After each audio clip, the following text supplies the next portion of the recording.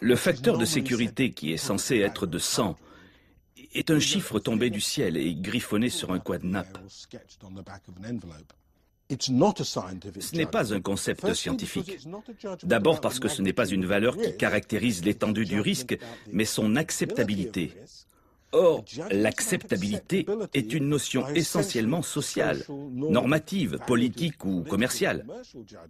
Acceptable. Mais acceptable pour qui? Et derrière la notion d'acceptabilité, il y a toujours la question, est-ce que le risque est acceptable au regard d'un bénéfice supposé?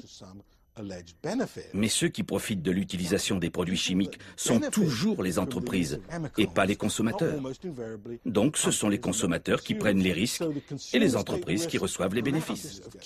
La pratique de maintenir les données secrètes ne sert que les intérêts commerciaux des entreprises chimiques. Elle est complètement contraire aux intérêts des consommateurs et de la santé publique.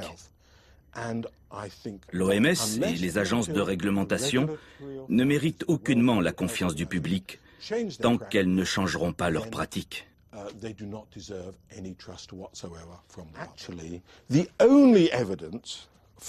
Seules les données qui concernent le processus de fabrication des produits peuvent justifier la clause de confidentialité, car elles représentent des informations commerciales sensibles.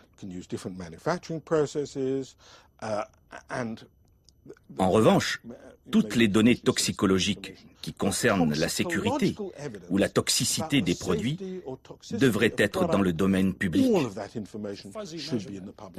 C'est une mesure floue qui n'est pas extrêmement précise. C'est pourquoi les gestionnaires utilisent un facteur d'incertitude. L'approche standard utilisée depuis des années par les toxicologues consiste à appliquer un facteur de 100.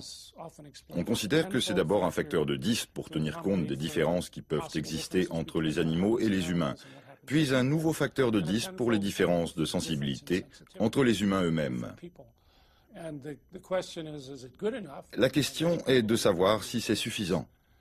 Nombreux sont ceux qui soutiennent qu'un facteur de 10 pour tenir compte de la variabilité humaine est beaucoup trop faible.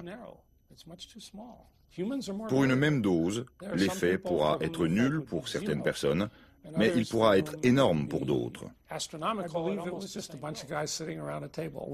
Ça s'est décidé à 4 autour d'une table. C'est ce qu'a raconté Bob Shiplan, un ancien de la Food and Drug Administration, dans une conférence à laquelle j'ai assisté.